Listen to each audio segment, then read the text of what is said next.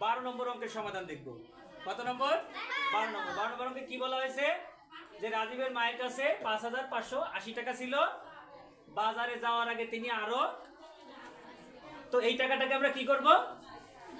কি করতে হবে? যোগ করতে হবে। কারণ কি, তার কাছে ছিল এই টাকা, তিনি আরো রাজীবের বাবার কাছ থেকে 3420 টাকা পেলেন। তাহলে এই টাকাটা কি বাড়ছে না কমছে? বাড়ছে। তাহলে আমরা কি লিখব? মোট হলো,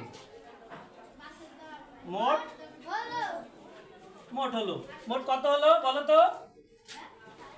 5580, আর কত ছিল? 3420 টাকা। তাহলে মোট মোট যদি বলি তাহলে কি করবো আমরা? মোট বলে কি করতে হয়? মোট বলে যোগ করতে হয়। তাহলে মোট কত টাকা কি তার রইল? কি লিখবো?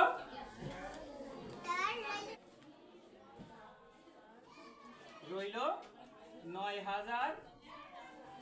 9000 থেকে সে ব্যয় করছে কত? 7830 টাকা। 30 টাকা। তাহলে কত রইল?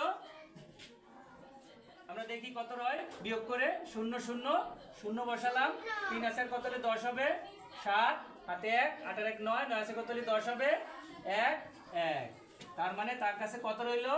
1170 টাকা। তাহলে উত্তর কত হবে? 1170 টাকা। সবাই বুঝতে পারছেন ইনশাআল্লাহ। ভিডিওটি ভালো লাগলে লাইক সাবস্ক্রাইব করবেন এবং যদি কোনো সমস্যা থাকে কমেন্ট করে জানাবেন।